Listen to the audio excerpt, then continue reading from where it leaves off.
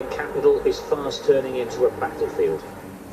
There are troops on street corners and under bridges. Armoured vehicles constantly crisscross the city, bolstering positions, waiting for the enemy.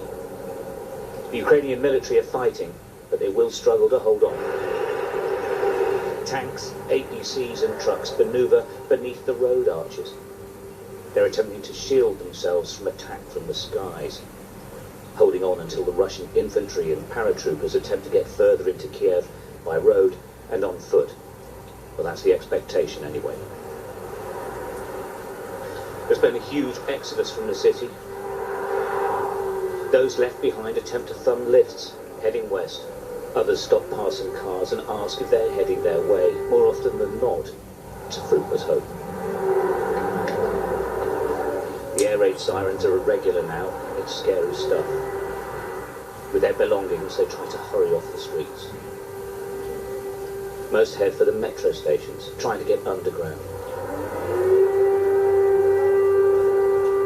Mums and dads and their little ones, trying to find safety if they can't find a way out. Everyone feels exposed. Everyone feels vulnerable. Well, that's a haunting sound of the air raid sirens. It's pushing people into taking cover.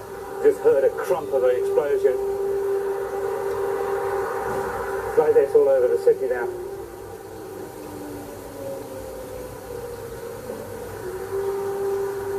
There's APCs up here. Exactly where and when the Russians may attack a new target remains unknown, of course. So there's constant movement. Much of the city is now deserted. Hardly any people in the centre of town. Just a few cars driving between homes or looking for a few shops that are still open.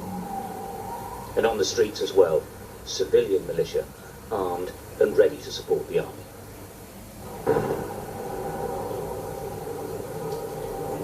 Huge explosions woke everyone in Kiev as the Russian mission continues.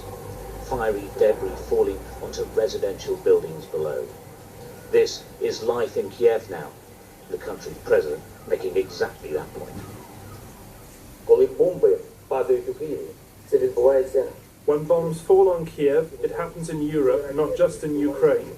When missiles kill our people, it is the death of Europeans. I demand greater security for Europe, greater protection for Ukraine as part of a democratic world.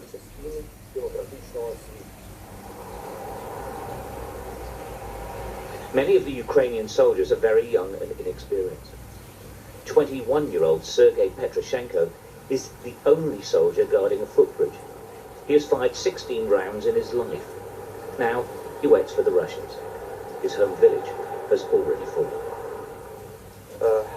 There are a Russian base in my village.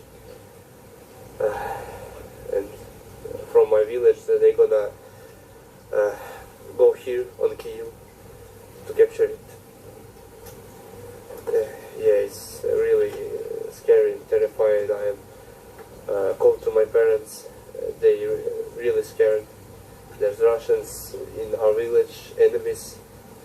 There's tanks, heavy vehicle. I hope that they will be fine.